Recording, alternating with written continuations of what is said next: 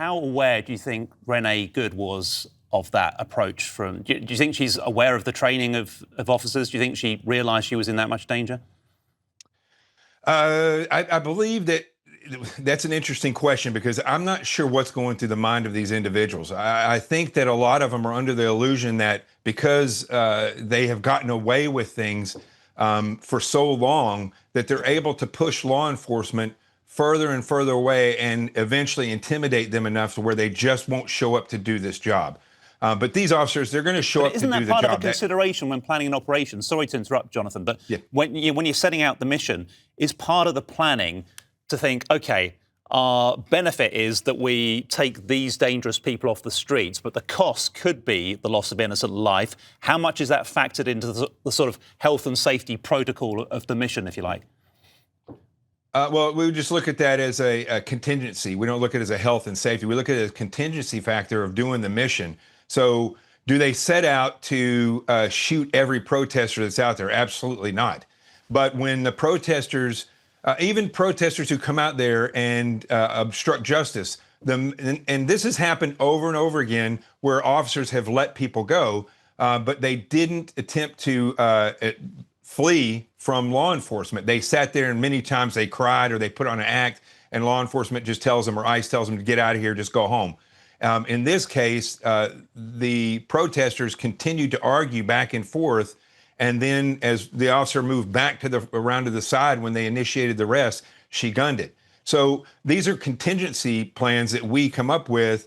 The mission is to arrest this individual, this particular illegal alien. And so as they plan that these protesters may be out there, especially with the app and everything that's telling people where to go. And so they plan for where they let them go or where they don't. And in this case, what occurred was they continued to push the fact continued to push the obstruction to a point where when they went to initiate the arrest, which they were in their legal right to do, she reacted in a way that she was going to flee. And an officer just happened to be crossing in front of the vehicle. And when they told her to stop, she didn't. And so that is in our training. Jonathan, do you think the key difference is that these are not protesters organising a planned march along a set route in conjunction with authorities? These are people protesting in the middle of an operation where officers have to worry about the threat to their life. These people are planning. These people are planning. We can see this. And I'm saying this from an investigative standpoint.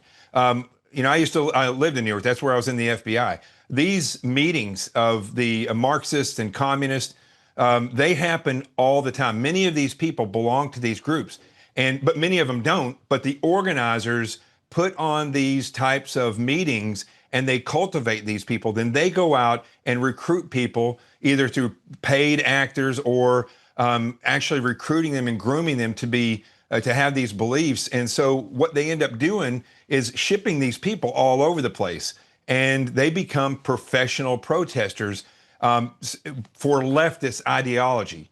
And so this is organized. That's why you see the tactics all over the place that are the same. You see the same people go from city to city because these things are organized. And, I'll harken back to a friend of mine who used to be in Delta Force, and he was protecting an individual, I believe the guy's name was Milo, who was kind of an alt-right speaker back several years ago. And they were at Berkeley University. And there was a huge protest because they didn't want him to be there. The guy that I know that was protecting him went up on the roof to look down and see what the crowds were like. And the tactics that he saw scared him. This is a guy from Delta Force. He said because they were so organized and not of the United States military.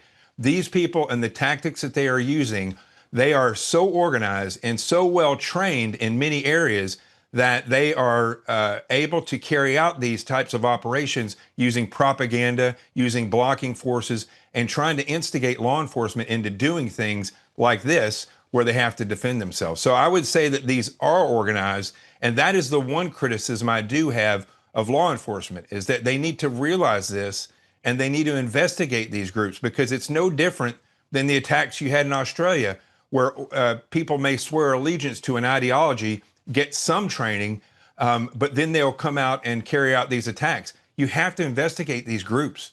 You have to look into them and see who it is that's organizing these, who's funding them, who's training, and break those groups down. Okay, that's really interesting analysis, and it does sound like, sadly, we may see more conflict in the days and weeks ahead. Let's hope not. Jonathan Gilliam, really appreciate you joining us on Sky News this morning. He's a former US Navy SEAL and FBI special agent. Thanks, Jonathan. Thank you.